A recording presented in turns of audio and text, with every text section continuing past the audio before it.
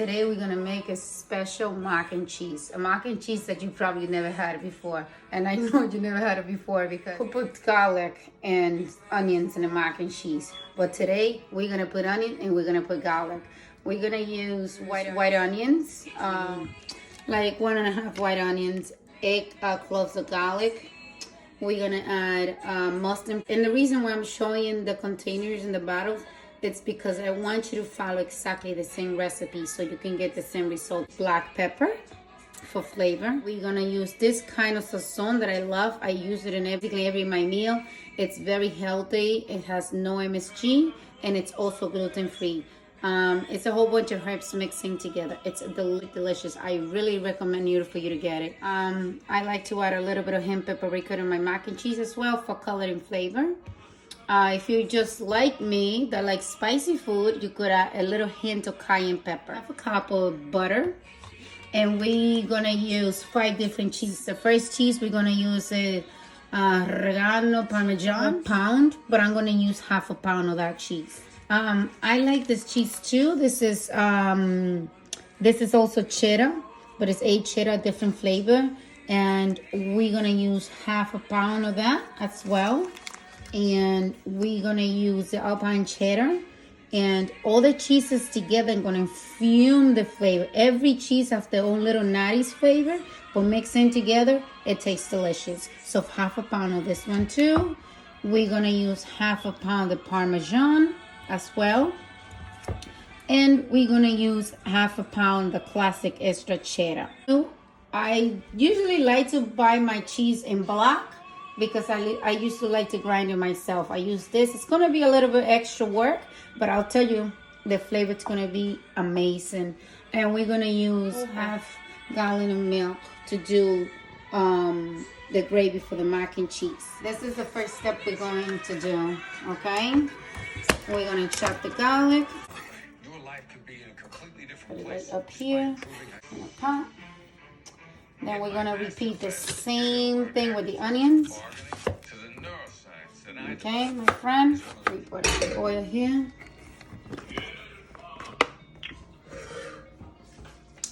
We're gonna put it to boil. Low heat. In the meantime, we're gonna have another bath. And we're gonna add the butter. And basically what we're trying to do, we're gonna do the roof, just the base for the mac and cheese. We need 1/2 cup of butter, and we're also gonna need another 1/2 cup of flour. Okay. All right. This is looking beautiful. You can see, look. You can see this is almost done. Okay. We're gonna lower down the heat. This is beautiful. Okay. Now let's see how our milk is going. Yes, it's going nice. Yep, it's smelling delicious too. The garlic and the onions together. So we're gonna get all this beautiful flavor from the onion and the garlic, and we won't even have to feel the chunky flavor of the onions and the garlic. Now, we have to add it into the pot nice and slowly and smooth. Oh, I don't know if you can see that, how beautiful it's gonna have. 1/2 of mustard seed. Just this much. And black pepper. The ideal to do in a bechamel sauce will be white pepper. Teaspoon, a whole teaspoon of sazon. Okay, a whole teaspoon. 1/4 of a spoon of paprika. Okay. Alright, beautiful. 1/4 the cayenne pepper. Okay. Now we're gonna mix everything in together. Look at the texture of bechamel. It's nice, not too thick. Like if you could only be here just to smell this delicious bechamel. It's amazing. You could even use it in any other dish, like with chicken, like anything else. I'm gonna try to see how it tastes. Oh my gosh. Delicious. I'm gonna add a little bit of salt, but not too much, because remember, cheeses have their own salt to it. And I don't want to overpower it with salt. Look at the bechamel. Isn't that beautiful? Oh my gosh. We're gonna leave our bechamel aside for a minute. And we're gonna turn off the stove on a big pot full of water so I can cook my pasta. I'm gonna add 4 spoons of olive oil in there. I'm gonna season it up with a little bit of salt, not too much. Just making sure my pasta doesn't stick in together. Now we're gonna let it boil. And in the meantime, we're gonna get really busy here with my cheeses. First thing I'm gonna do, like I mentioned before, I'm gonna do half and half of every cheese. So this is how I basically do. I'm gonna teach you. I grind everything together. Smell that cheese. This is beautiful. And if you're like me, you're gonna love this mac and cheese, because I can't wait. I just can't wait to taste it. In the meantime, I'm gonna just keep grinding the cheese, and we'll be back soon. Now we're gonna put the pasta to boil. I love the elbow pasta. We're just gonna boil it at least for 5 to 6 minutes, because I want the bechamel sauce to do its job. So we're gonna use 2 pounds. Okay, we're gonna use 2 pounds of elbow pasta. So we're gonna let it boil at least for 5 minutes. I'm preparing my breadcrumbs. We have half a cup of shredded cheese. We have the breadcrumbs. It was a cup of breadcrumbs, 1 spoon of onion, and 1 spoon of dry garlic, and 1 spoon of paprika, and then another spoon of dry parsley, and 4 spoons of melted butter. Going to mix in all this ingredient together. Okay, this is our shredded cheese here, and this is going to be our topping for our mac and cheese. Okay, the onions, and this is going to be our dry garlic, and this is going to be our paprika over here, and this is going to be our dried parsley, and we're going to mix it all together with our melted butter. Okay, so we're mixing this up really good, so just to make sure that our topping and our mac and cheese will be nice. It will be nice and tasty. Yeah, this pasta is ready to go, because I don't want my pasta to be overcooked. It's 5 minutes went by already, and I'm gonna let some cold water to go in there. We have our bechamel now to finish it up. We're gonna add our cheeses in here to finish this beautiful sauce. Look how the cheese was supposed to come after I grind everything together. So don't be afraid of cheese. If you're just like the kind of person like me that loves cheese, add as much as you want. That's why I put 4 different kinds, because I'm a cheese lover. Don't be afraid. Don't be afraid. Once a year that you eat a nice delicious mac and cheese, or once a month, it's not gonna add any pound to you. And your kids are gonna love you. Oh my goodness, look. Oh, see, it's all melted cheese in there. Oh my goodness, look at the texture and that bechamel. Look how cheesy that is. That looks phenomenal. Okay, so now that it's all done, I have 2 pens in here that we could usually use. You could go to Walmart or Target, get the usual ones that you usually get, but you could use something like that. Oh, I usually use my professional pan. You gotta butter it up with a little bit of butter left that we had from making the breadcrumbs. One thing that I needed to mention is that we need to make sure make sure that your pasta is extremely dry. Even if you could dry it up with paper towel after you let it cool off from the cold water and everything. As you can see, look, my pasta still look nice and hard. We don't want soft and saggy pasta. We wanted to make sure the pasta is nice and hard. So what's gonna give the final touch is the bechamel. So now we ready. We put the pasta here. We're gonna get our bechamel.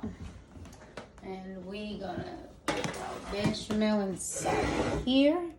And we're gonna spread it like this nicely and beautifully. Look how beautiful the mac and cheese is coming. Amazing. Look, doesn't that look beautiful? Oh my gosh, this is so beautiful. I feel like I even want to eat it just like that, without giving the final touch. This is so beautiful and it smells delicious. The garlic, the onions, and it's such a unique aroma in there. Oh my goodness, look how cheesy that looks. One thing people might say, oh, mac and cheese, if you have mac and cheese and you don't make yellow mac and cheese, you're not making mac and cheese. I'm the great believer that I like my cheese to be white because cheese is supposed to be white. Cheese is not supposed to be yellow. When they add all this coloring into the cheese, it loses a natural flavor. So I stick with my white mac and cheese. And you're not going to regret it because it tastes so much better at the end. The flavor taken away from the cheese, natural cheese, everything. Once we're done already mixing, making sure everything is mixed, we're going to come in and spread a little bit of the cheese left that we had from before. Always leave a little bit of cheese at the end because that little bit of the cheese is going to blend in pretty well with the breadcrumbs, and it's gonna taste delicious. As you can see how beautiful that's looking. So now look at the beautiful breadcrumbs. Now spreading the breadcrumbs. Oh my gosh, that smells delicious. Look how beautiful that is coming. Oh, my kids love the breadcrumbs. I'm not so much a breadcrumbs eater, but it does add some flavor to it and add some beauty to it. And another thing that I forgot to mention, you guys can make this same kind of mac and cheese. I usually make it with lobsters or shrimps. You can make lobster shrimps following the same recipe, and it's amazing because I had done it before for parties, for Christmas, for holidays and stuff, and everybody loves it. Look how beautiful that looks. Not too much breadcrumbs, not overpowering anything. It's just amazing the way it looks. Oh, look at that. It's beautiful. We're gonna put it in the oven at 365 just for 30 minutes. Not more than 30 minutes. You don't want it to get burned. You don't want it to get overcooked. It's been 25 minutes since the last time I checked it.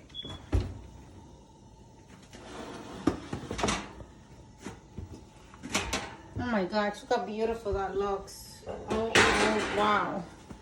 That looks beautiful and it smells delicious.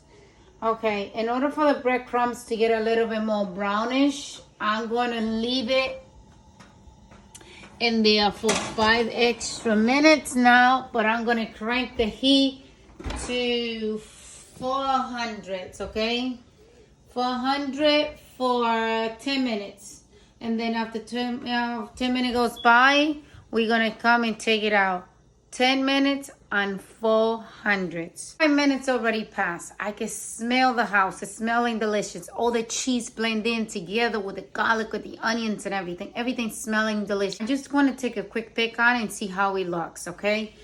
All right, let's see how this is looking.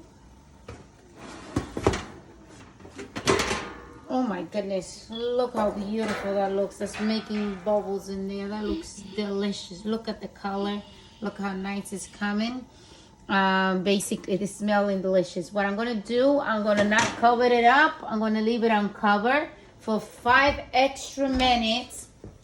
We're going to leave it for 5 extra minutes at 400. The 5 minutes already went up. and we are ready to see what we have here. Let's see. Come with me. Oh my goodness. And look how beautiful the mac and cheese came out. It looks beautiful, it looks fantastic, and the color is amazing. I'm gonna cut a little bit just to show you how it looks. Okay, get this piece over here. Okay, let's see how this looks. Okay, wow, look at this mac and cheese. Oh my goodness, look, that looks fantastic, juicy and cheesy, and all looks fantastic. Okay, let's see how that tastes. It looks so beautiful. Let's try this.